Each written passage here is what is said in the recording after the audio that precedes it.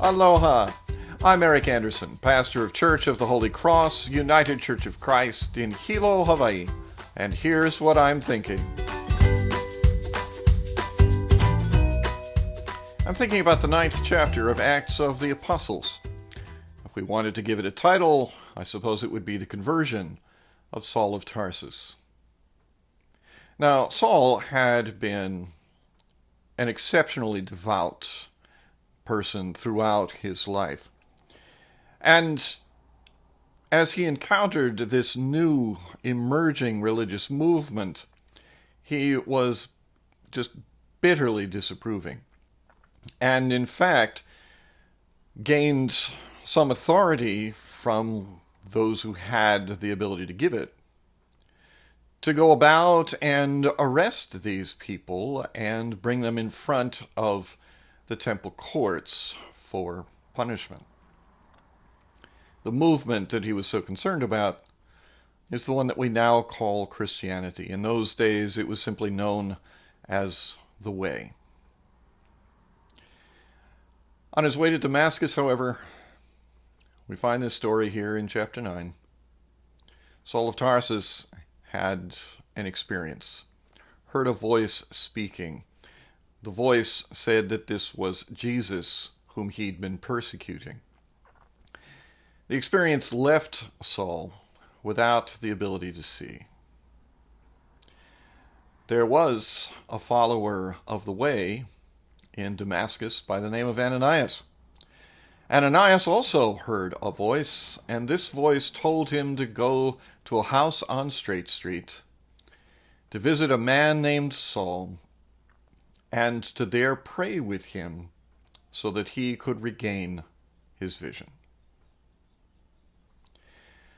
Ananias had the curious distinction of being one of those in the scriptures recorded as daring to argue with God.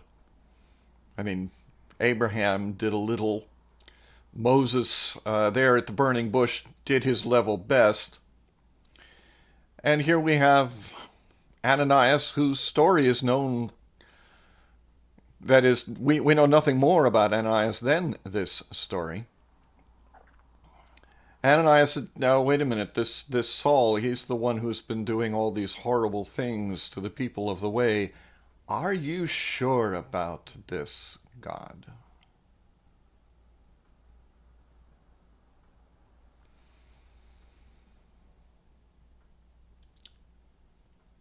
When God went on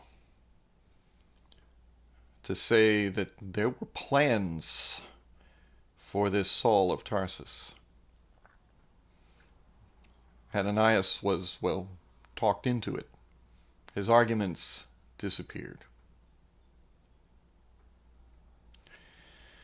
I don't know how often in your life something happens and you find yourself facing a situation you would rather not face, but knowing that if you do not face it, that good things will not happen or that bad things will happen. I don't know how often you find yourself in the place of Ananias.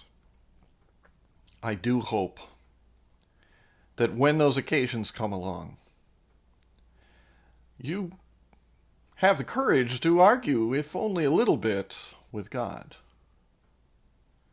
But also that you find the courage to follow God's direction and to bring some healing even into unexpected lives. We know Saul of Tarsus by a different name. Writing in Greek, he used the Greek name of Paulus. We know that as Paul. Of Ananias, we know only this one thing,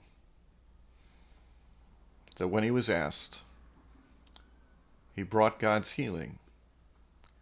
And because he brought God's healing, great things took place. That's what I'm thinking. I'm curious to hear what you're thinking. Send me an email or leave me your thoughts in the comments section below. I'd love to hear from you.